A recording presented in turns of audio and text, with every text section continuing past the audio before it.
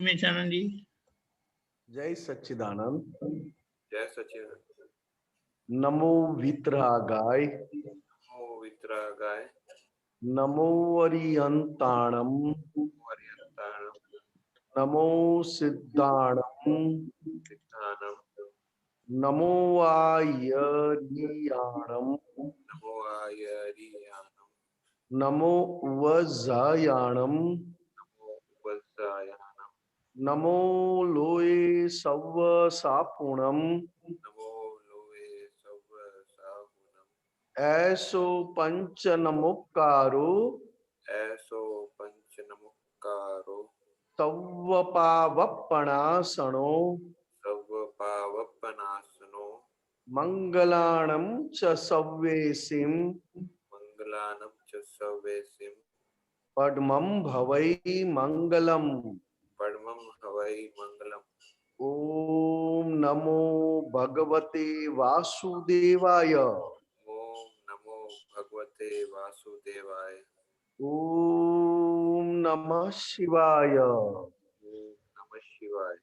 जय सच्चिदानंद। जय सच्चिदानंद। जय सच्चिदानंद। जय सच्चिदानंद। डॉक्टर साहब कुछ पूछना चाहेंगे आप? जी बोलिए। ये 2965 आप सूत्र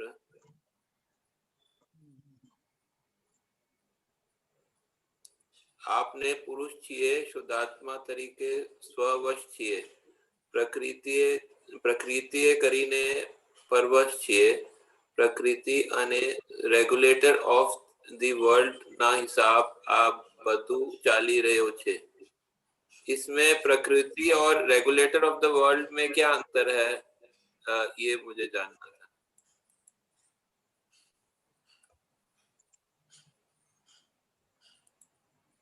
આપણે પુરુષ છીએ, हिंदी में?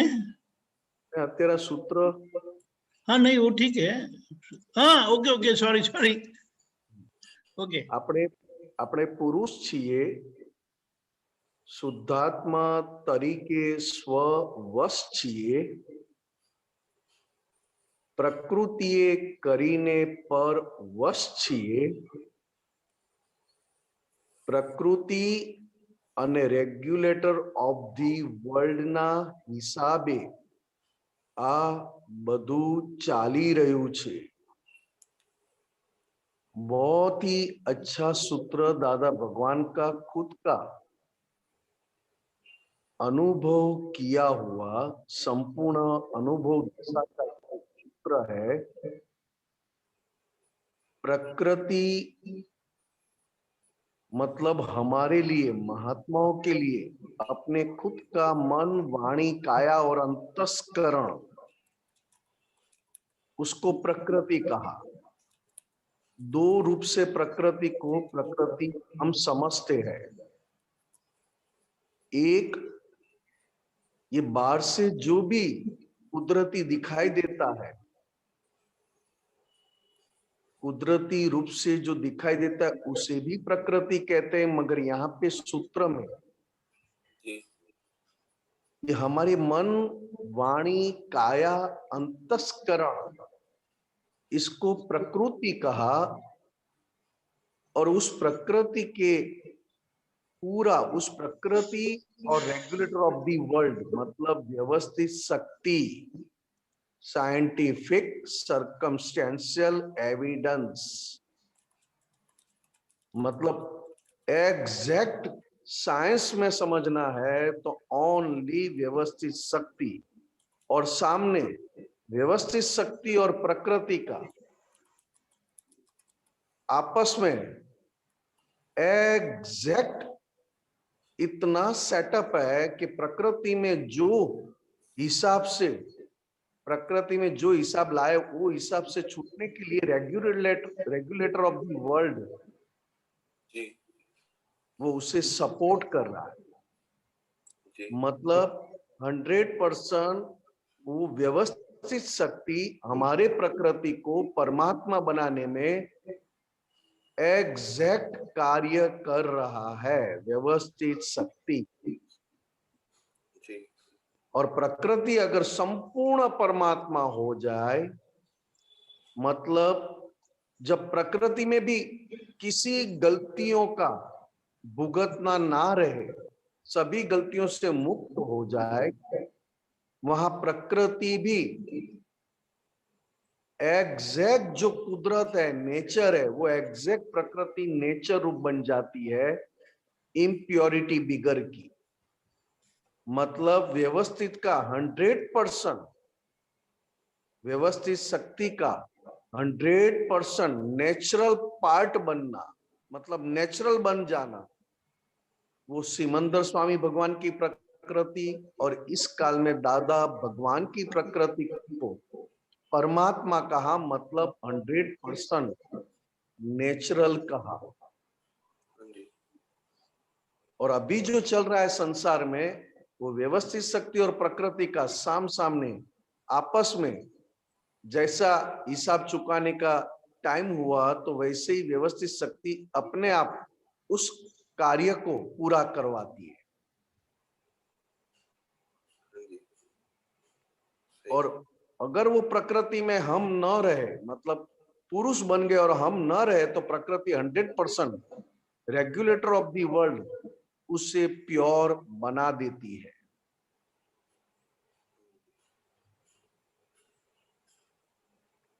सही है। मगर होता क्या है, कहीं ना कहीं पूरी दिन में हमारा इतना पुरुषार्थ, मतलब पुरुष हम हो चुके, और पुरुषार्थ ऐसा नहीं है कि हर क्षण हर समय प्रकृति को देखना और जानना स्वभाव 100% खुला हुआ है, मगर हमारी गलतियां और हमारे कर्मों का फोर्स के अधीन हम कभी बेबस बन जाते हैं, प्रकृति के पक्ष में चले ही जाते, उतना हमारा प्योर होना बाकी रह जाता है। जी ठीक है साहब? जी समझ में आया। एक और पूछ सकता हूँ जी? बोलिए बोलिए। हाँ, ये जो है फाइल का संभाव से निकाल करना, इसमें मैं ये पूछना चाहता हूँ कि इसमें कैसे हम पता लगा सकते हैं कि हमारे फाइल का संभाव से निकाल हुआ है कि नहीं हुआ है, उसके लक्षण थोड़े से आप बताइए।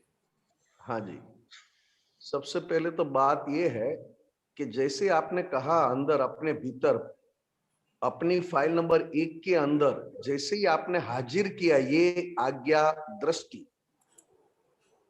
खुद की फाइल नंबर 1 में, जैसे ही ये फाइल शब्द बोलते ही हम हमारी फाइल नंबर 1 से मुक्त हो जाते, बहुत ही हल्कापन लगता है अपने को, बोझ मतलब टेंशन या तो हमारे ऊपर ये हमारी जिम्मेदारी आ गई ऐसा नहीं लगता है। जिसकी जिम्मेदारी है, जिसकी फाइल है, उस फाइल से हम अलग होना, मतलब सबसे पहले ये सेंटेंस याद आना, फाइल का समभाव से निकाल, तो तुरंत पहले ही आप फाइल नंबर 1 से मुक्त हो जाओगे। अब फाइल नंबर 1 से मुक्त होना मतलब बार बार फाइल नंबर 1 में हम क्यों स्लीप हो जाते, मतलब क्यों इन्वॉल्व हो जाते, क्योंकि दो बातें हैं। क्योंकि फाइल नंबर 1 में जो हम बिलीफ लेकर आए वो बड़ी सुख वाली बिलीफ मानकर आए, बहुत सुख है, इसके लिए बार बार फाइल नंबर 1 में बैठना अच्छा लगता है। और सबसे बड़ा फाइल का संभव से निकाल ये शब्द हाजिर होते ही सबसे पहले आप खुद फाइल नंबर 1 से 100% आप अलग हो ऐसा आपको अनुभव होता है। और जैसे ही आप फाइल नंबर 1 से मुक्त हो गए, तो फाइल नंबर 1 के सामने जो भी फाइल है, क्लेम करने वाली या क्लेम ना करने वाली, मतलब मिश्र चेतन या तो निर्जीव, मतलब मिश्र चेतन नहीं, ये दोनों फाइल में आप 100% भीतर से न्यूट्रल बन गए। ना तो आप खुद की प्रकृति के पक्ष में रहे, ना सामने वाली प्रकृति के पक्ष में रहे। मैं खुद की प्रकृति में ना रहा तो सामने वाली प्रकृति का विरोध में भी यानी ऑपोजिशन में भी मैं नहीं रहा। मैं खुद की प्रकृति से मुक्त होगा और खुद की प्रकृति के साथ न्यूट्रल समभाव। अपने आप फाइल नंबर 1 सामने कोई भी फाइल हो, मिश्र चेतन हो या निर्जीव हो या कोई भी हो, क्लेम करने वाली फाइल हो या क्लेम न करने वाली फाइल हो, अपने आप उसके साथ समभाव से निकाल हो जाता है।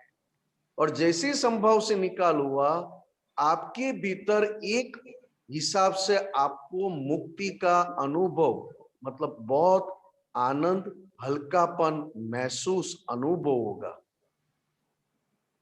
क्योंकि फाइल शब्द याद आना ये बहुत बड़ा पुरुषार्थ है। और फाइल शब्द याद आने के बाद समभाव से निकाल करना ये पूरी सृष्टि का सबसे बड़ा तप है। और दादा भगवान सुपर, इस ब्रह्मांड के सुपर तप में एक क्षण के लिए भी वो विचलित नहीं हुए। फाइल शब्द याद आना मतलब बहुत बड़ा पुरुषार्थ, सुपर जागृति वाला पुरुषार्थ, हर पल हर क्षण। फिर भी हर पल हर क्षण नहीं रहे तो कोई बात नहीं। तब जाके दादा भगवान ने कहा कि मिश्र चेतन वाला, मतलब जो क्लेम करता है, आपके ऊपर क्लेम करने वाली फाइल के साथ आप खड़े हो और आपके कौन सा क्लेम, तो क्या ऐसा नहीं कि मतलब बैर बांधने का क्लेम नहीं, राग का भी क्लेम, आपके प्रति बहुत राग खड़ा हो जाए वो भी एक क्लेम है। ये दोनों क्लेम को अच्छी तरह, ये दोनों क्लेम से मुक्त होने के लिए सबसे पहले याद आना चाहिए फाइल। और जैसे ही आपने फाइल कहा तो आपकी फाइल नंबर 1 को आपने न्यूट्रल बना दिया। फाइल नंबर 1 को आपने विषम भाव में से समभाव में ला दिया। और जब भी आपने तय किया कि समभाव से निकाल करना है, तो उस फाइल नंबर 1 के लिए संसार का बहुत बड़ा तप कहलाता है। और ये तप कैसा है, तो कि जैसे रिलेटिव लाइफ में, लौकिक लाइफ में कोई भी चीज गर्म करो तो प्योर ज्यादा बनती है, फ्रेश कहलाती है, खाने के बाद इमीडिएट डाइजेस्ट होती है, या तो गर्म करने से उसके ऊपर का एक्स्ट्रा कचरा निकल जाता है। इसी तरह ज्ञान के अधीन वितराग भगवंतों का तप, मतलब आंतर तप, वो तप से भीतर का कचरा जल के भीतर ही हमको बहुत हल्का, लाइट हमें अनुभव करवाता है। जी। ये सब बहुत बड़ी आज्ञा है। फाइल का समभाव से निकाल करो, मतलब फाइलों का समभाव से निकाल करो। ये निश्चय ही बड़ा पुरुषार्थ है। और जब ये निश्चय करने के बाद जब आपको एग्जाम में बैठना पड़े, फाइल नंबर 1 को दूसरी फाइलों के साथ, जय भाई खोली नाथ जी, फाइल नंबर 1 को दूसरी फाइलों के साथ जब सामने बैठना पड़े एग्जाम में, तब समझ में आता है। जी, मैं आपको एक एग्जांपल से पूछ सकता हूँ? जी साहब। जैसे मान लीजिए हमारा कोई रोज का ट्रांजैक्शन होता है, ठीक है, किसी व्यक्ति के साथ ट्रांजैक्शन होता है, रोज आता है हमारे साथ, जो है वो कुछ हम सामान लेते हैं उससे, वो सामान हमारे से जो है पैसा लेता है, ठीक है। अब वो जो है अब रोज आता है, तो अब जो है पहले दिन आया तो उसको उसने सामान दिया, हमने पैसे दिया, वो सेटल हो गया, ठीक है। और अगर मान लो दूसरे दिन आया, वो सेटल नहीं हुआ, तो ये फाइल जो है, पहले तो मैं जो फाइल शब्द जो है वो अलग अलग दिन के लिए अलग अलग होगा, मतलब एक दिन सेटल हो गया दूसरे दिन नहीं हुआ, तो वो फाइल जो है अलग अलग दिन के लिए अलग अलग गिना जाएगा। तो हम उसमें जो है मतलब वो हो सकते हैं कि एक दिन फाइल का सेटल हो गया, संभाव से निकाल हो गया, वो भी सेटिस्फाइड हो गया, हम भी सेटिस्फाइड हो गए। दूसरे दिन आया, वो सेटिस्फाइड नहीं हुआ, वो जो है बोला कि और हमने फिर उसका अभी वो मान लो कोई रेट में डिस्प्यूट हो गया, कोई हम सामान खरीद रहे हैं और वो बोला कि नहीं ये रेट जो है इतना ज्यादा लगेगा, हमने बोला कम कर दो, लेकिन वो बोला नहीं। तो वो जो है मतलब अब जो है दूसरे दिन जो है अगर हमारे वो फाइल नंबर 1 में थोड़ा सा उसमें अंदर है कि नहीं ये थोड़ा रेट कम होना चाहिए, और उसमें वो है कि नहीं ये रेट ज्यादा होना चाहिए, ठीक है। अभी जो है वो बीच में आगे आगे तीसरे दिन जो है वो फिर ऐसे होता रहता है। तो अब बताइए कि फाइल जो है पहले दिन फाइल किसको बोलेंगे, कि हर एक दिन का जो है अलग अलग देखेंगे, कुछ सन का देखेंगे कि ये कलेक्टिव देखेंगे, ये मुझे पहले बताइए। और संभाव अलग अलग दिन के लिए अलग अलग होगा कि कैसे होगा ये? एक तो साहब पहली बात तो ये है कि दादा भगवान ने बताया एवरी 48 मिनट के बाद हिसाब बदल जाता है, एवरी 48 मिनट्स के बाद हिसाब चेंज हो जाता है, और हिसाब चेंज होने पर अपना अपना फाइल मतलब फाइल नंबर 1 से लेकर जितनी फाइलें वो हिसाब के अधीन चेंज हो ही जाते हैं, होना नहीं पड़ता है। जैसे अपने फाइल नंबर 1 को भूख लगा तो भूख लगने पर फाइल नंबर 1 का इफेक्ट अलग है, और खाना खा लिया और हमने भूख को शमा दिया, भूख को शमन किया, तो वो शमन होने के बाद इफेक्ट अलग है। ये पहली बात है। अब जब आपने जो बात की, कश्यप जी आगे बढ़ू मैं साहब? जी जी जी, मतलब आप ये बोल रहे हैं कि हर हर 48 मिनट के बाद फाइल बदल जाती है? बदल जी जाती है साहब, पूरा टाइम बदल जाता है। जी जी इसके जी, लिए आगे दादा, इसके लिए तीर्थंकर भगवान और दादा भगवान ने दोनों ने जी हमें सामायिक और प्रतिक्रमण का टाइम भी 48 मिनट तक दिया है। 48 मिनट के बाद वापस आपको 5-10 सेकंड या तो 1 मिनट छोड़ के बाद वापस आप कर सकते हो सामायिक प्रतिक्रमण, क्योंकि आपका अंतस्करण बदल जाता है। अब आपने जो बात की पैसों की, जी अब आपने ज्ञान लिया है, मैंने भी ज्ञान लिया है, मगर तीसरे आदमी ने ज्ञान नहीं लिया है, वो भी अपनी तरफ पैसे देकर सामने वाले को माल लिया, पैसा दिया, और सामने वाला खुश होकर गया। जिस तरह हमारे पास आकर खुश होकर गया, वैसे ही जिन्होंने ज्ञान नहीं लिया है उसने भी हमारी तरह ही व्यवहार करके सामने वाले को खुश करके भेजा। जी तो हमारे में और उसमें ज्ञान न लेना और ज्ञान लेना क्या अंतर है? हाँ जी तो पहली बात यह है कश्यप जी, जो बाहर से दिखाई देने वाला जो व्यवहार है वो पूरा पर सत्ता है, हाँ जी मगर वो पर सत्ता के समय बाहर से जो व्यवहार हो रहा है, तो कि ज्ञान जिन्होंने नहीं लिया है उनका व्यवहार भी अपने अपने आप हो रहा है, और ज्ञान लिया है जो दिखाई दे रहा है व्यवहार वो भी अपने आप हो रहा है, मगर वो दिखाई देने वाला व्यवहार के साथ भीतर, जी अपने भीतर कौन सी दृष्टि है?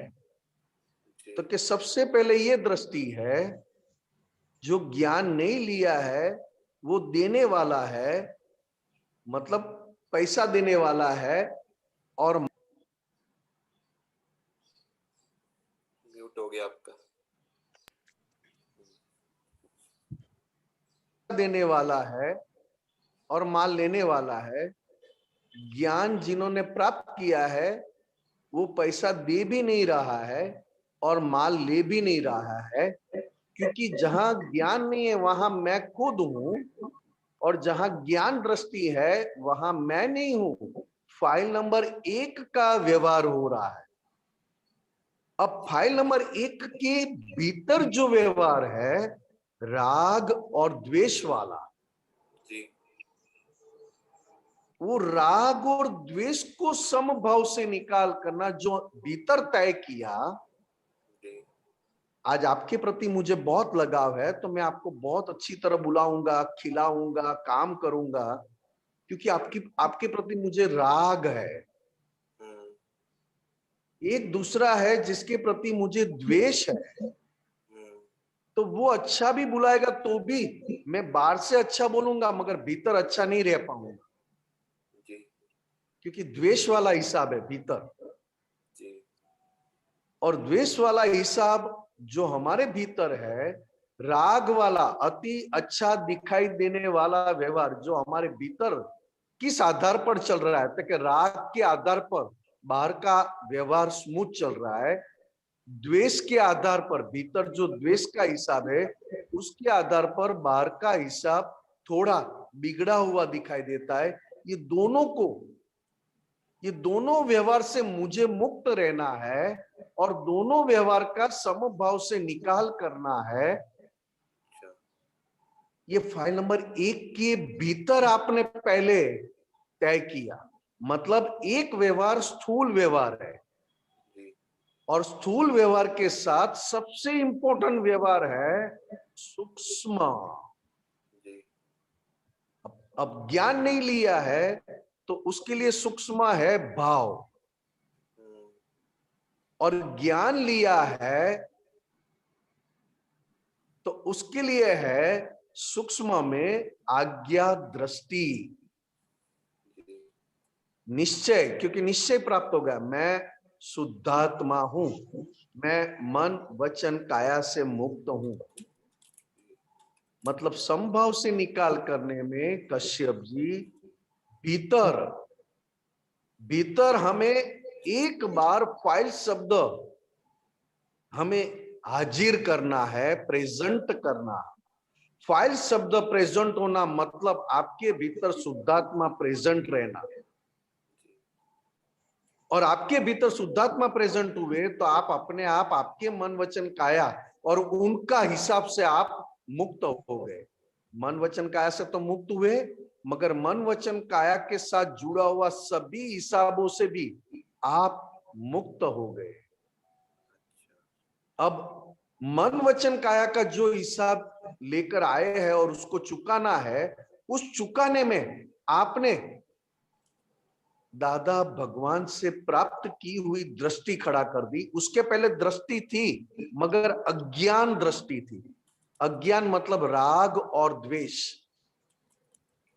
अब ज्ञान दृष्टि दादा भगवान की दृष्टि को फाइल नंबर 1 को कहा बहुत अच्छी फाइल आई है, बहुत पसंद आए ऐसी फाइल आई है, चल उसका भी समभाव से निकाल कर दे और उसके भीतर भी शुद्धात्मा का दर्शन कर ले। तो उसको कहा राग और द्वेष दोनों हिसाब से मुक्त होना, उसको कहा समभाव से निकाल। जब हमारे घर में हमारी बेटी हमारे घर पर आती है तब हमारा व्यवहार बहुत सॉफ्ट होता है, और हमारे घर में कोई बहू बनकर आती है तो व्यवहार में थोड़ा सा बदलाव है। तो ये बदलाव क्रिया में जो दिख रहा है वो हिसाब के अधीन है, मगर क्रिया के साथ भीतर ज्ञान भी बदल चुका है, मतलब भाव बदल चुका है, वो वापस पुरुषार्थ है।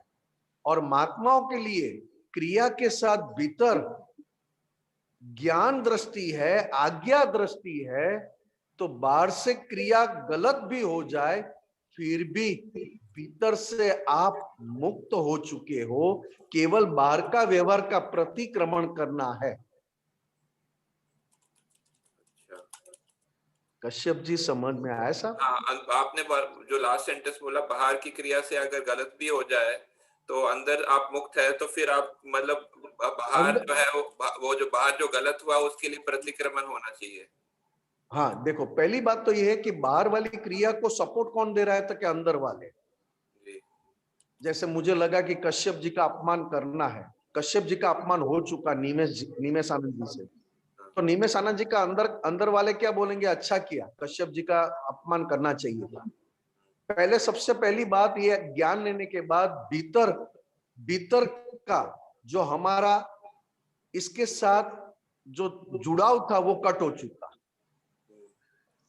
क्योंकि बाहर से जो क्रिया होती है उस क्रिया को हम उसमें हम खुद नहीं है, मगर बाहर से जो क्रिया होती है उसमें हम कब बन जाते हैं, मैं खुद कम बन जाता हूं, अंदर वाला ज्ञान उसके साथ मिक्स हो जाए। तो पहले क्रिया होने के बाद अंदर की दृष्टि को आपने वितराग दृष्टि रखा, मतलब आज्ञा दृष्टि रखा, तो अंदर का प्योर हो चुका। जी मगर बाहर का जो लेकर आए हो, ऑलरेडी फिक्स करके लाए हो पिछले जन्म का, उसकी फोर्स के अधीन आपसे गलत व्यवहार हो गया, तो तुरंत आपने देख लिया कि बाहर का अंदर का तो मेरा ऐसा इंटेंशन नहीं था, मेरी वितराग दृष्टि आज्ञा दृष्टि का व्यवहार था, मगर बाहर से जो दृष्टि, बाहर की जो क्रिया मुझसे गलत हो गई, उसमें केवल वो जो क्रिया करने वाले के पास मुझे प्रतिक्रमण करवा के वो दोष भी मुझे मिटा देना है। अंदर का तो मिटा दिया आपने दृष्टि से। जी जी कश्यप जी बात जी ठीक है समझ सर? में आती है, समझ में आती है।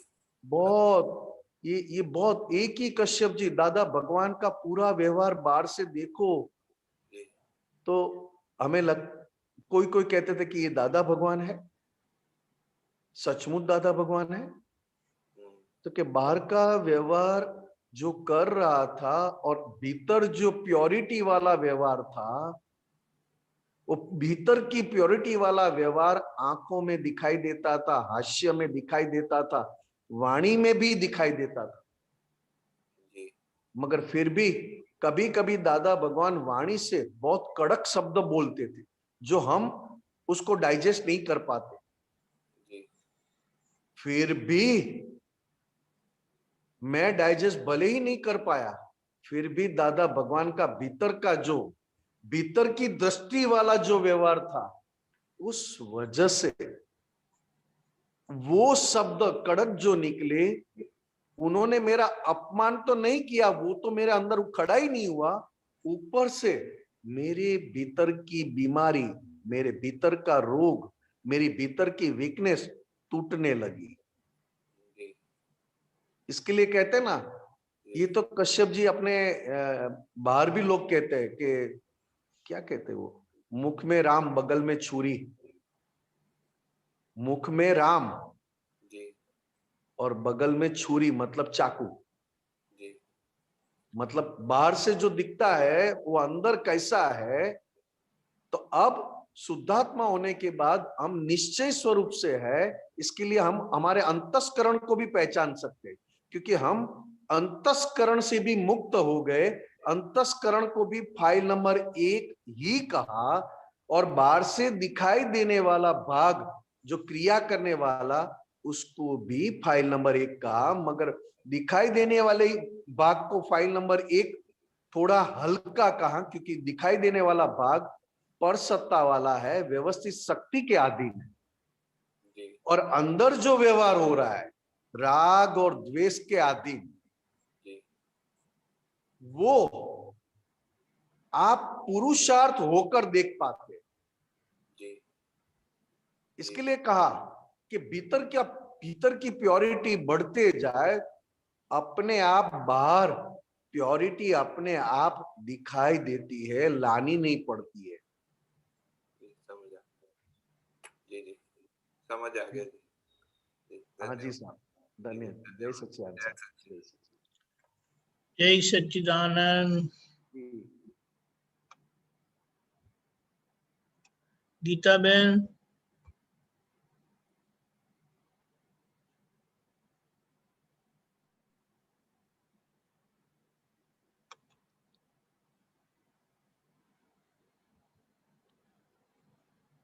गीता बहन।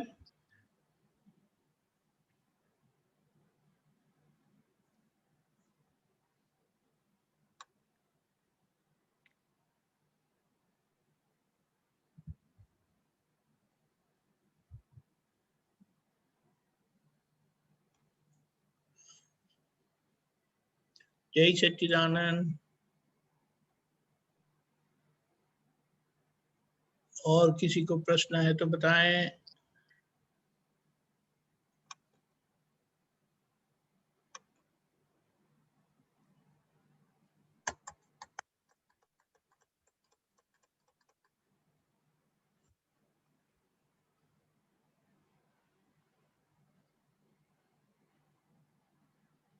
जय सच्चिदानंद। रेशम मैन, आपको कोई प्रश्न है?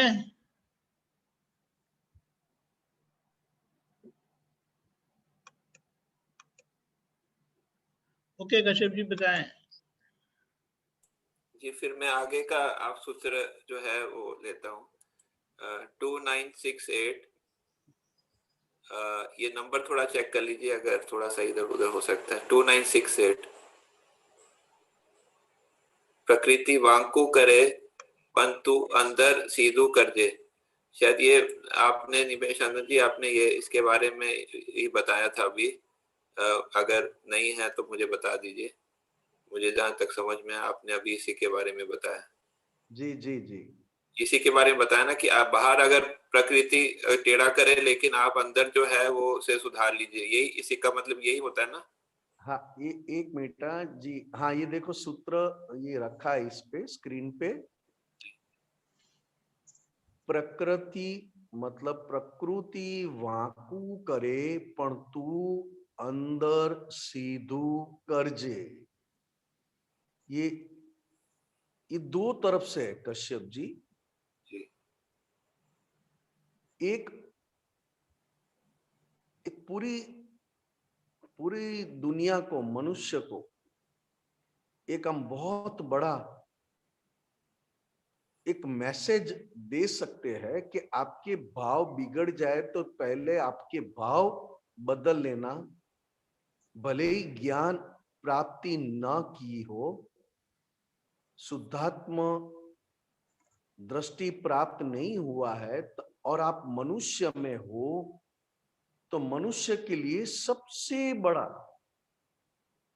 पुरुषार्थ गलत भाव का प्रतिक्रमण करके गलत भाव से मुक्त होना, मतलब अच्छे भाव में आ जाना, यानी अच्छे भाव करना। ये मनुष्य जन्म में सबसे बड़ी एग्जाम है। अगर गलत भाव को खुद ने पहचान सके, क्योंकि भाव को पहचानना ये भी बहुत बड़ा पुरुषार्थ है साहब। जी अब मनुष्य जन्म में है ज्ञान, मतलब मैं खुद कौन हूं वो प्राप्ति करना, ये तो बहुत बड़ी बात है, बहुत ऊंची, इस ब्रह्मांड की सबसे ऊंची लॉटरी। मैं खुद कौन हूं वो पहचानना, अनुभव करना।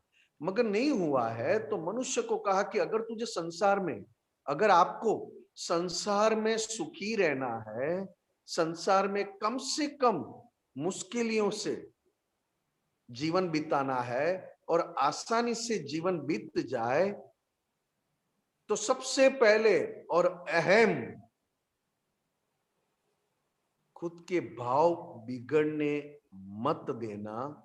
और भाव बिगड़ जाए तो प्रतिक्रमण कभी भी पूरे दिन में तुरंत हो जाए वो बात अलग है, 1 घंटे के बाद हो जाए वो अलग है, मगर पूरे दिन में प्रायश्चित कर लेना कि मुझे 10 साल पहले कश्यप जी मिले थे और मेरे भाव बिगड़ गए थे उनके साथ बात करते करते, और आज मुझे याद आया और मैंने प्रायश्चित किया। तो दादा भगवान ने कहा आपके बिगड़े हुए भाव मिट गए और आपके अच्छे भाव भीतर प्रकट हो गए, खड़े हो गए। जी यहां तक दादा भगवान ने बताया कि आपकी सांसें चल रही है, अभी आयुष्य चल रहा है, सांसें चल रही है और आयुष्य के आधा घंटा बाकी है, 10 मिनट बाकी है आयुष्य खत्म होने में, और आपने जो कुछ याद आया और गलत भाव या गलत आपका भाव के अधीन हुआ व्यवहार जिस लोगों के साथ, और आपने याद करके वही का वही 10 मिनट आयुष्य खत्म होने के पहले, आधा घंटा आयुष्य खत्म होने के पहले आपने प्रतिक्रमण कर लिया, तो भाव का पूरा बदल जाता है, क्योंकि भाव के अधीन नया भाव है। ये आम लोगों को लिए है। और दूसरी बात यहाँ पे यही सूत्र में ज्ञान लिए हुए महात्माओं के लिए भी है, क्योंकि प्रकृति जो आज हम लेकर आए हैं वो अज्ञान के अधीन है। अज्ञान के अधीन प्रकृति को हमने तैयार किया है। और दूसरी बात क्या है, तो कि अज्ञान वाली प्रकृति से हम मुक्त हो चुके हैं और हम ज्ञान स्वरूप बन चुके हैं। हम ज्ञान में बैठ गए हैं अपने शुद्धात्मा स्वभाव में, मतलब अपने शुद्धात्मा गुणों के साथ अपने स्वभाव में बैठ चुके हैं और प्रकृति से हम भिन्न हो चुके हैं, मुक्त हो चुके हैं। तो जब जब प्रकृति, क्योंकि प्रकृति अभी इस जन्म में मशीनरी के रूप में काम करती है, जैसी डाई डालकर आए हैं वैसा ही प्रोडक्शन दे रही है। डाई डाली थी, जो भी डाई लगाई थी उसमें मटेरियल डाला तो डाई के अधीन प्रोडक्शन निकलता है। तो अभी ये प्रकृति पिछले जन्म में जो जो डाई डालकर आए थे, जिसके लिए ये गलत है, ये सही है, ये ऐसा है, मुझे ऐसा चाहिए, लोग ऐसे हैं, ये सारी डाई हम अज्ञान के अधीन अंदर एक के बाद एक फिट करके लाए। उसमें सबसे बड़ी डाई है, शुद्धात्मा होने के बाद सबसे बड़ी डाई हमारा ये चलते हुए व्यवहार में जो हमें आंखों से दिखाई दे रहा है, वो दिखाई देते व्यवहार में, चलते हुए व्यवहार में सबसे बड़ी डाई अज्ञान के अधीन हमारे भीतर का टेढ़ापन, जिसको गुजराती में आडाई कहते हैं, टेढ़ापन। वो कौन सा टेढ़ापन, किसको कहेंगे? सबसे बड़ी डाई किसको कहेंगे? प्रकृति में अज्ञान के अधीन। तो कि सबसे बड़ा टेढ़ापन यही है कि मैं अब सब कुछ जानता हूं, अभी मुझे कुछ भी जानने की जरूरत नहीं है, समझने की जरूरत नहीं है, अब मैं सब कुछ समझ गया हूं। अब ये बात आ जाए तो हम सभी का विनय करना चूक जाएंगे। और ये इसके आधार, यही बड़ी सबसे बड़ी डाई के आधार पर हम हमारी प्रकृति सब उल्टा जवाब दे, उल्टी क्रिया करे, उल्टा सोचे, सब ऐसा। एक ही सबसे बड़ी डाई धीरे धीरे पिघलती जाए ना, तो घर में भी हम सबके साथ, सबको पसंद आए, सब हमारे साथ मिलजुल जाए, ऐसा प्रोडक्शन निकलने लगेगा। मगर ये सबसे बड़ी हमारी कमी है, कमजोरी है व्यवहार में।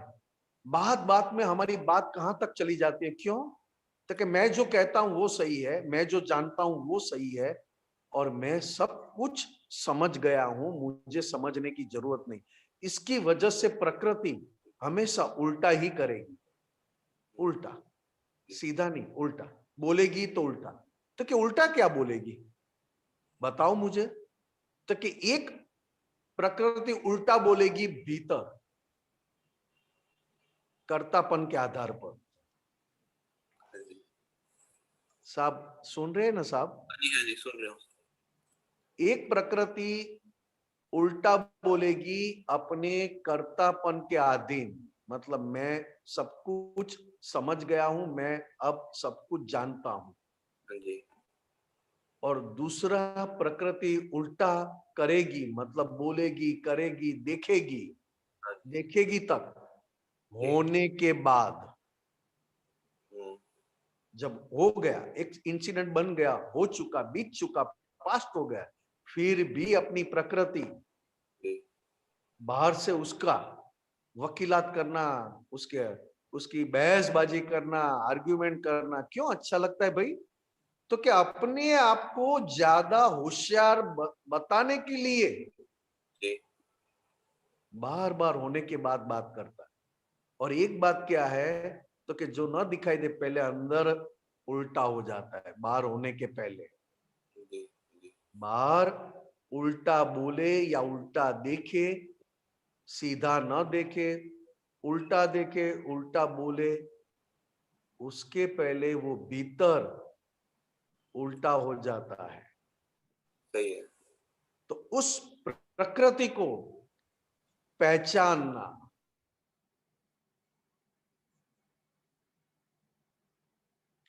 म्यूट हो गया। जी हाँ, अब आया आवाज। कश्यप जी, जी जी जी। मैं एक ही बात कहता हूं, मेरी खुद का अनुभव की बात करता हूं। हाँ जी।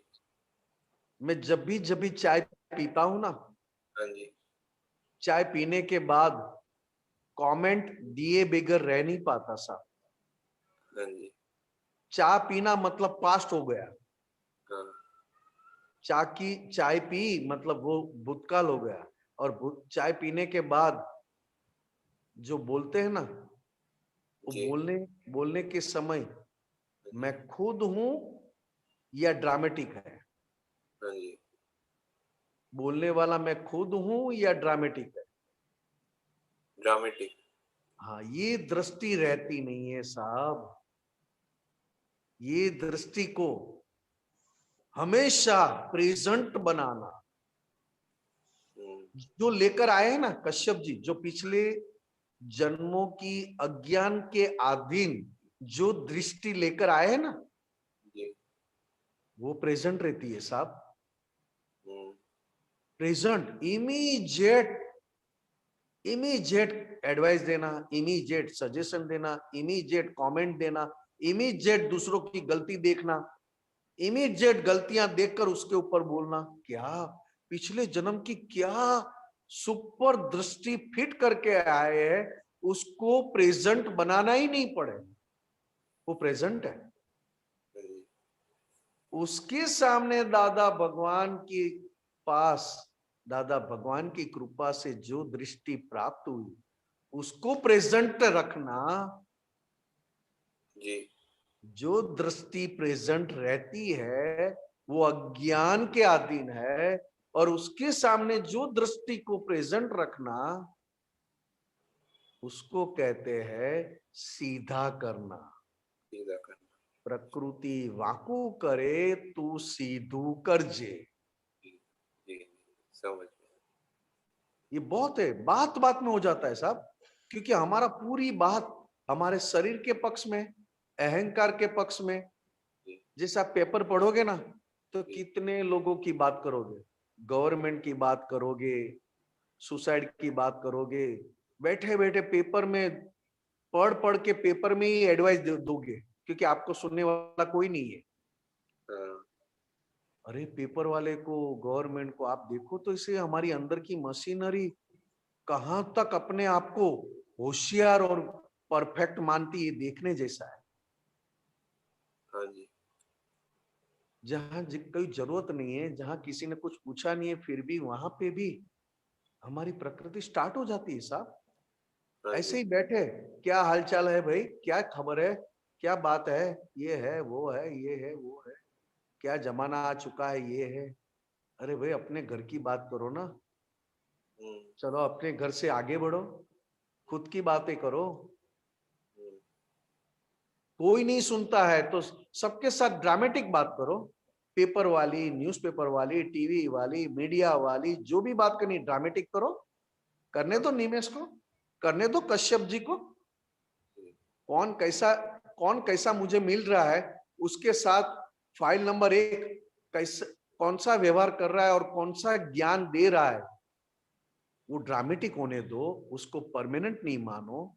और जब कोई फाइल ना रहे और केवल फाइल नंबर 1 रहे, तो फाइल नंबर 1 के साथ अपनी आपस में पर्सनल बात कर लेवे, जी।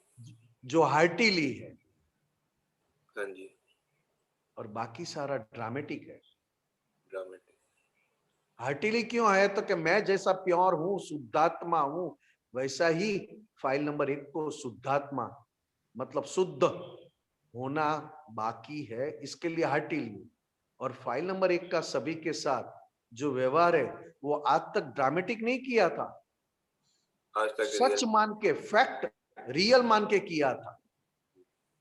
और उसकी वजह से राग द्वेष खड़े हो गए थे। तो अब ये ज्ञान लेने के बाद सबके साथ ड्रामेटिक और फाइल नंबर 1 के साथ हार्टिली। जी जी समझ। क्योंकि निमेश तेरे मोक्ष में मेरा मोक्ष है, जी और तेरा मोक्ष हुआ निमेश, तो तू कितने कितने को ये मोक्ष में ले जाने में या तो मोक्ष का ज्ञान देने में निमित्त बन सकता है।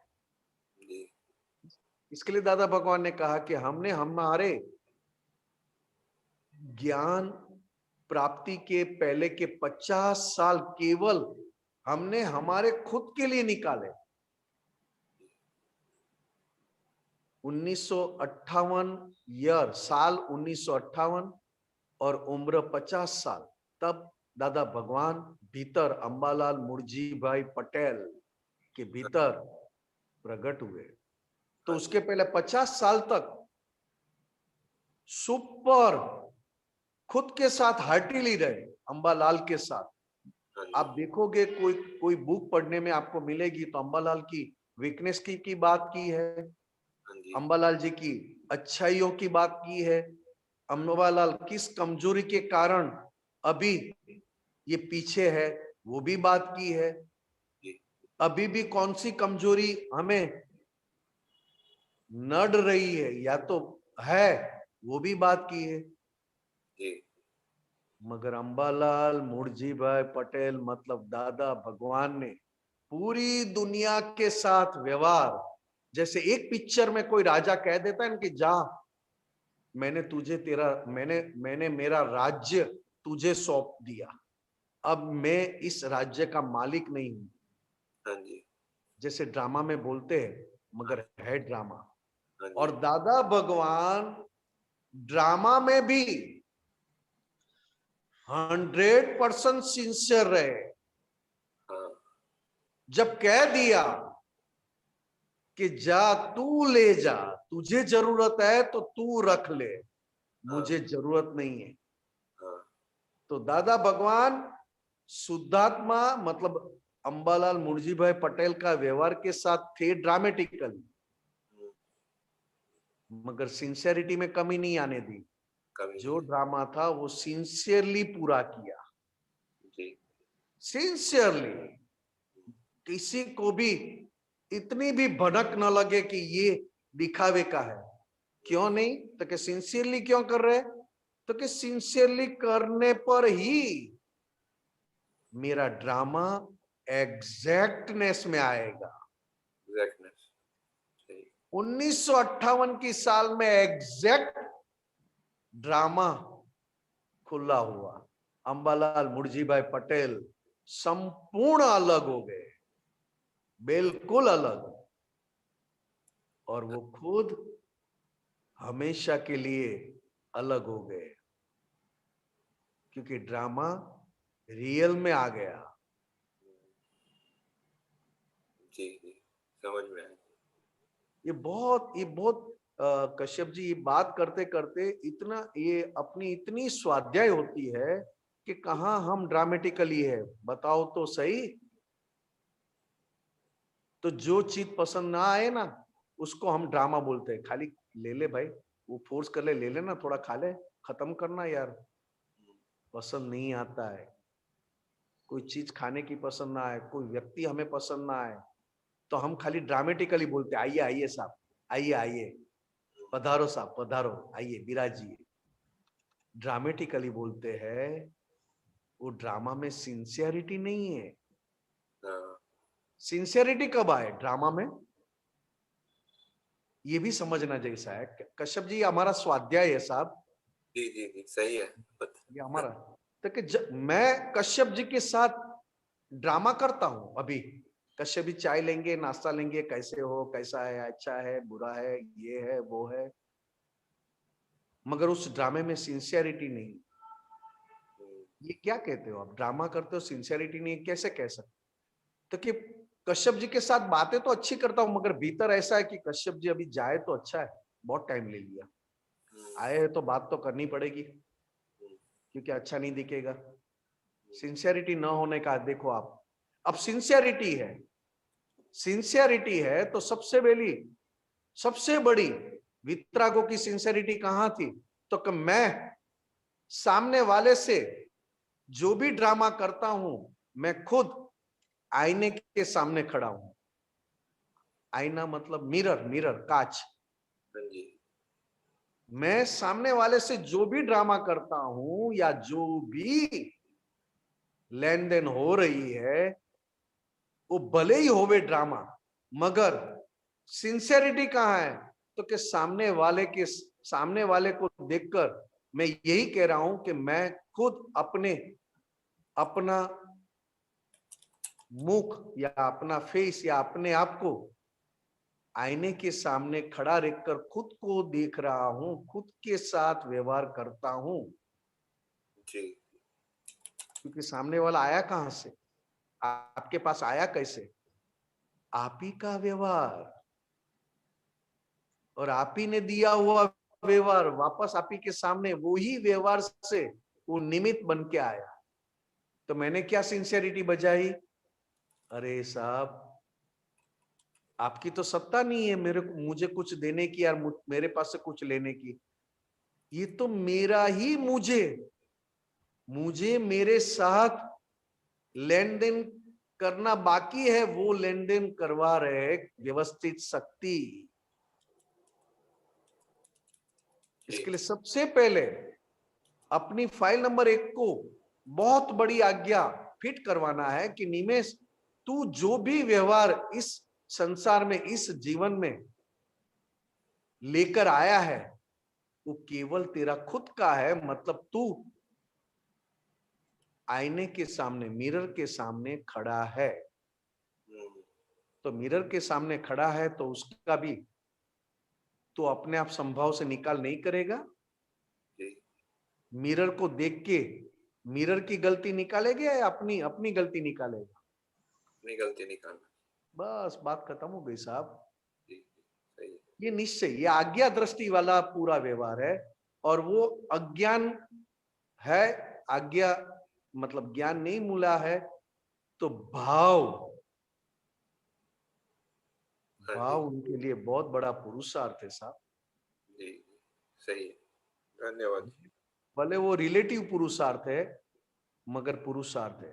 और हमारा रियल पुरुषार्थ है, वो पुरुषार्थ है, वो रिलेटिव पुरुषार्थ है, भाव। जी जी सही है। ठीक है साहब, जय सच्चिदानंद साहब। जय सच्चिदानंद। रेशम बहन अलवर। जय सच्चिदानंद स्वामी जी। जय सच्चिदानंद। स्वामी जी, श्रेणी नंबर 8 का सूत्र है, ओके, आप बोलिए, निकलता नंबर 299। हाँ 299। अच्छा, आप बोलिए। मनुष्य जन्म महापूंजी है, और इसे पूंजी कब कह सकते हैं? इसे पूंजी का उपयोग कर ले तो, अन्यथा इसकी कीमत 2 कौड़ी की है। हाँ जी,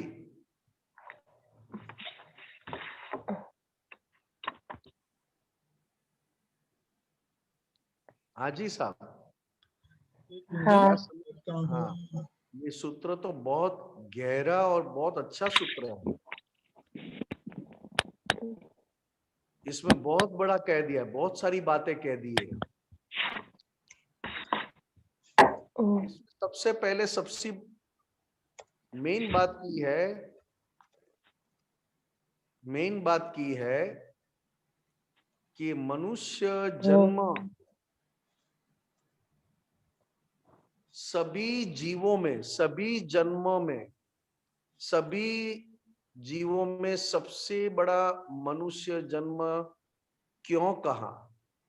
बहुत बड़ी मिलकत है साहब मनुष्य जन्म पाना, मतलब आपने बहुत बड़ी सिद्धि प्राप्त कर ली। क्योंकि मनुष्य जन्म मिलना वो तो आगे आपने मनुष्य जन्म में आने का कोई काम किया हो तो मनुष्य जन्म में आ सकते हैं, मगर मनुष्य जन्म में वापस आने का कोई काम ना किया हो, पशु जैसा काम किया हो, हैवान जैसा काम किया हो, राक्षसी वृत्ति जैसा काम किया हो, तो मनुष्य जन्म क्या, मनुष्य जन्म के आसपास में भी जन्म ना मिले। क्योंकि आजकल लोगों की नीयत, क्योंकि बहुत बड़ी मिलकत है मनुष्य जन्म। मिलकत क्यों कहा साहब? तो कि जितनी स्वतंत्रता मनुष्य जन्म में है उतनी स्वतंत्रता दूसरी कोई जन्मों में, कोई जीवों के पास नहीं है। आज आप खा सकते हो, बोल सकते हो, जा सकते हो, सो सकते हो, सारी टेक्नोलॉजी आप यूज करते हो। जब खाना हो, जब कपड़ा, पूरी आजादी आपको मिली है, मनुष्य जन्म को मिली है। और मनुष्य जन्म इस पूरी सभी गतियों में, सभी जीवों में बहुत बड़ी आजादी है, सच्ची आजादी है। अब ये आजादी, ये स्वतंत्रता मिलने के बाद आपने स्वतंत्रता का मिसयूज किया, दुरुपयोग किया, गलत उपयोग किया, तो मनुष्य जन्म कब वापस मिलेगा उसका भी ठिकाना नहीं रहता है, क्योंकि आपने स्वतंत्रता का दुरुपयोग किया। इसमें सबसे बड़ी बात मनुष्य जन्म में बहुत बड़ी मिलकत है, उसमें समझाना क्या चाहते हैं? तो कि मुफ्त में मिला हुआ दूसरों के लिए खर्च करो। आपको जो मन वाणी काया, मनुष्य जन्म मन वाणी काया जो मिला है वो आपको मुफ्त में मिला है, कुदरती मिला है, तो उसका उपयोग दूसरों के लिए करो, दूसरों को सुख देने के लिए करो। आज कोई मुफ्त में आइटम मिलती है ना तो हम कितने खुश हो जाते हैं। कोई कहता है कि वहां पे जाओ और आइसक्रीम मुफ्त में खिलाते हैं, खाने के पहले ही आइसक्रीम का टेस्ट मुंह में आने लगता है। ये हमारी नीयत की पहचान करवाता है। और एक आप जानवर देखोगे ना, आप सुन रहे हैं साहब? हाँ सुन रही हूँ। हाँ जी, हाँ जी। एक जानवर देखोगे ना, तो एक जानवर को जितनी भूख है ना उतना एक रोटी तो एक रोटी, दो रोटी तो दो रोटी खा के आगे निकल जाएगा। फिर आपने 5 रोटी रखा होगा ना तो भी वो पांचों सही है। 5 रोटी नहीं खाया जाएंगे। नहीं, वो 2 रोटी की भूख है, 2 खाएंगे, कुदरती है। इसके लिए कहा कि जानवर जितनी जरूरत है उतना ही वापस उसको इकट्ठा करके रखने की आदत नहीं है। नहीं, नहीं, बिल्कुल नहीं। और मनुष्य दिन में 5 बार खाता है, फिर भी कहता है आज वो आइसक्रीम खाने को नहीं मिला, आज वो बर्फ खाने को नहीं मिला, क्या क्या कितनी वैरायटी, फिर भी मनुष्य क्या कर रहा है? और एक जानवर क्या कैसे रजिए? तो कि दोनों में अंतर क्या है? तो कि मनुष्य बहुत बड़ी मिलकत है। वो कैसे कहते हैं? तो कि जैसे मैंने अपने घर में अपने बच्चे को पूरी जायदाद उनके नाम कर दी और पूरा पावर दे दिया, सत्ता दे दी,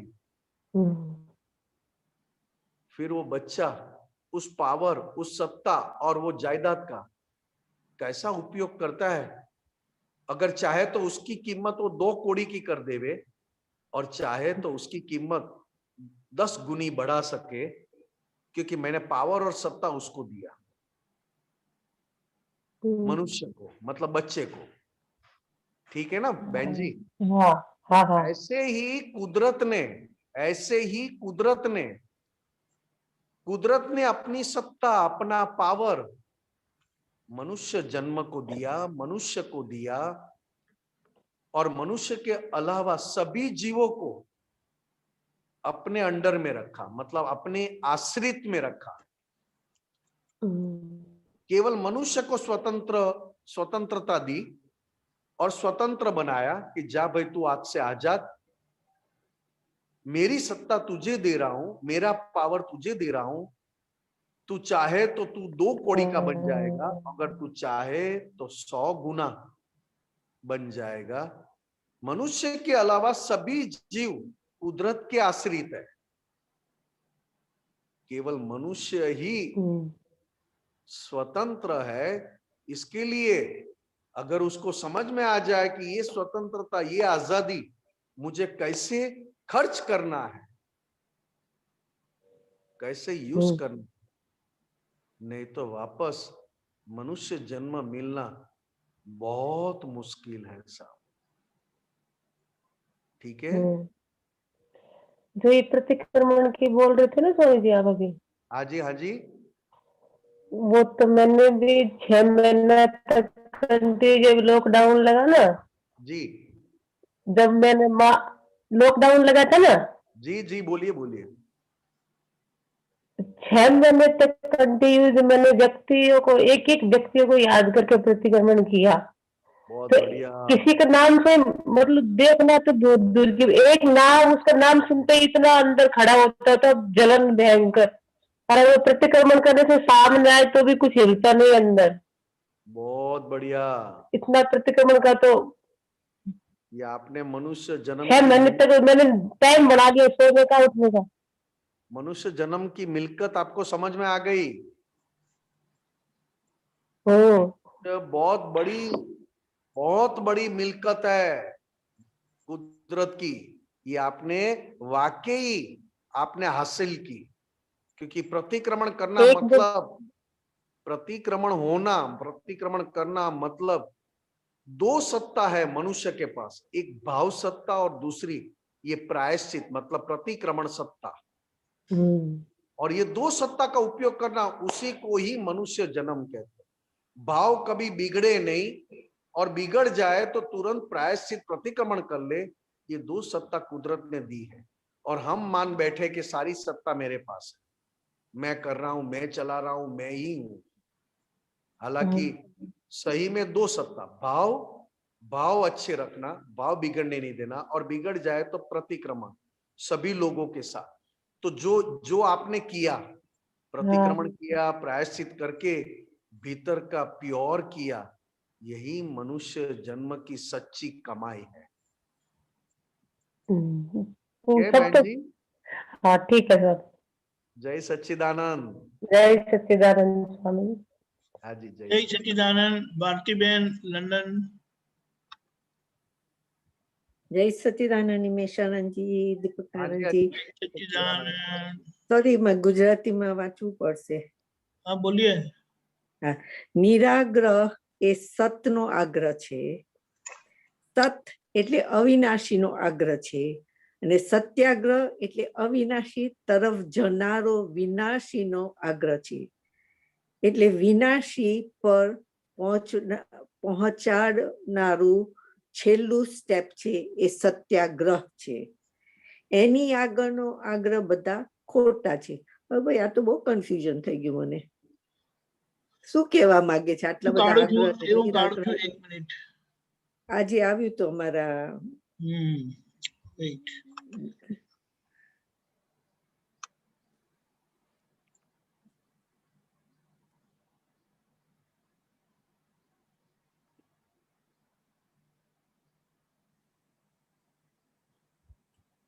નિરાગ્રહ એ સતનો આગ્રહ છે. हाँ एक मिनट.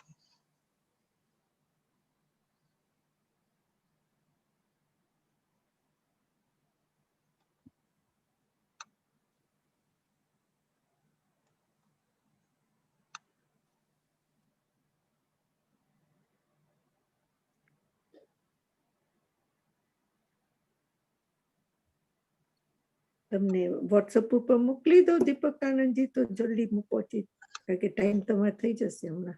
टाइम टाइम क्या થઈ क्या ગયો. जल्दी बोलो मोकलो मोकलो હા, મોકલી આપું. ઇટ્સ ઓલરેડી બીજા ધેર. સત્સંગમાં લઈ લેજો કારણ કે ટાઈમ થઈ ગયો તમારે. ना 5 मिनट में वांधो नहीं આવી ગયું તમારી પાસે. હા દીપક, ओके 1 मिनट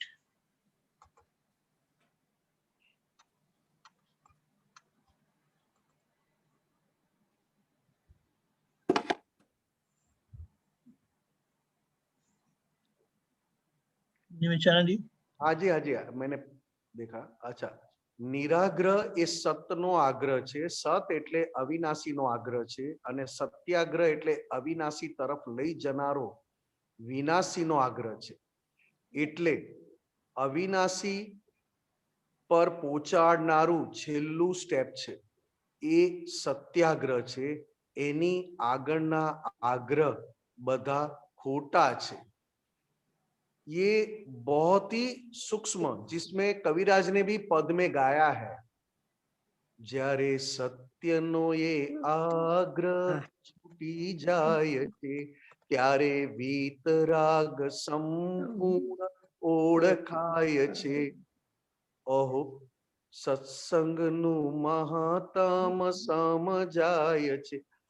इस पद में कविराज ने दादा भगवान से निकला हुआ सत्य मतलब एक पंच महाव्रत में सत्य भी एक महाव्रत है. अहिंसा, सत्य, अचौर्य, अपरिग्रह અને ब्रह्मचर्य. अब जगत के लिए सत्य का आग्रह और रिलेटिव में सत्य का आग्रह मतलब स्थूल मतलब दिखाई देने वाला सत्य असत्य के ऊपर अभी युद्ध चल रहा है, बैर भाव बांधते हैं, बहुत ही लड़ाई घर्षण होता है. और एक सत्य, वही सत्य का आग्रह वापस वितरागों ने महाव्रत में भी रखा है. जगत भी सत्य का आग्रह रखते हैं कि नहीं हम सत्याग्रह करेंगे, हम हमारी खुद की लड़ाई लड़ेंगे, मगर वो सामाजिक और जगत को दिशा दिखाए कि सत्य के लिए लड़ना मतलब खुद का अहित न होना उसके लिए, फिर भी उसमें नुकसान खुद का हो ही जाता है. इतनी बात समझ में नहीं आती. इसके लिए दादा भगवान ने कहा दो तरफ से, जैसे मैंने अभी व्यवहार सत्य, जगत का सत्य क्या है और निश्चय के पक्ष वाला सत्य कौन सा है. जैसे 5 महाव्रत में दूसरा महाव्रत सत्य है, उसी तरह जगत की भाषा में भी सत्य है. दादा भगवान ने क्या कहा, सत्य है मगर रिलेटिव सत्य है. બરોબર. रिलेटिव सत्य से भी पार निकल जाओगे तब रियल सत्य की पहचान होगी. બરોબર. रिलेटिव सत्य है तो रिलेटिव सत्य को भी दो तरीके से दादा भगवान ने समझाया. एक व्यवहार में समझाया कि अपनी माता को माता कह के बुलाओगे या अपने फादर की वाइफ कह के बुलाओगे, तो कि वहां पे तो जो सत्य लगे वैसा, तो कि दोनों सत्य नहीं है, तो क्या है ना, दोनों सत्य, मगर सत्य अकेला पड़ जाएगा तो सारी बात बिगड़ जाती है. બરોબર. और सत्य दरअसल सत्य में बैठ जाए. अभी सत्य अकेला है, मतलब सत्य के साथ हित, मित और प्रिय. सत्य हमारे हित में होना चाहिए, हमारी नुकसानी ना करे, बहुत लंबी बात ना करे, टुका शॉर्ट और प्रिय.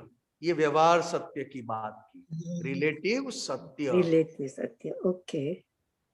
अब रिलेटिव सत्य अकेला पड़ जाए तो बात बिगड़ जाए, और रिलेटिव सत्य के साथ सारी दूसरी 3 बातें आ जाए, हित, मित और प्रिय, तो सत्य के रूप में टिक सकता है। बरोबर अब भगवान की भाषा में रियल सत्य क्या है?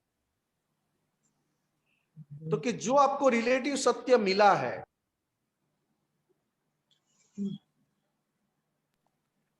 बरोबर रिलेटिव हाँ, ने रियल भगवान की भाषा में रिलेटिव सत्य मतलब रिलेटिव सत्य जो आपको मिला है उसको एग्जैक्ट रिलेटिव आप पहचान लोगे तो आप निराग्रह मतलब रियल सत्य में बैठ जाओगे। मतलब रिलेटिव सत्य को रिलेटिव सत्य पहचानना मतलब क्या? तो कि भारती बहन सत्य है, भारती बहन का नाम भी सत्य है, भारती बहन खुद भी सत्य है, मगर रिलेटिव सत्य है।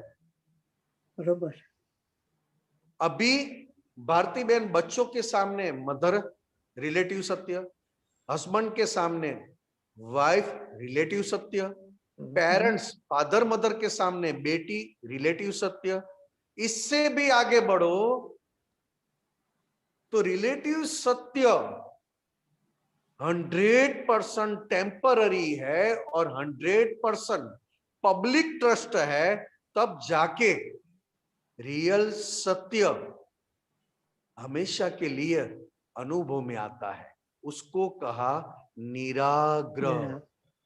हाँ और वो रियल सत्य को जो रिलेटिव सत्य रियल सत्य में मतलब सत्य की पक्ष में रिलेटिव सत्य जितना यूज हुआ उसको रिलेटिव रियल सत्य कहते हैं। रियल बरोबर और जब रिलेटिव सत्य संपूर्ण प्योर हो जाए तो उसको निराग्रह मतलब सत्य कहते हैं। बरोबर ठीक है?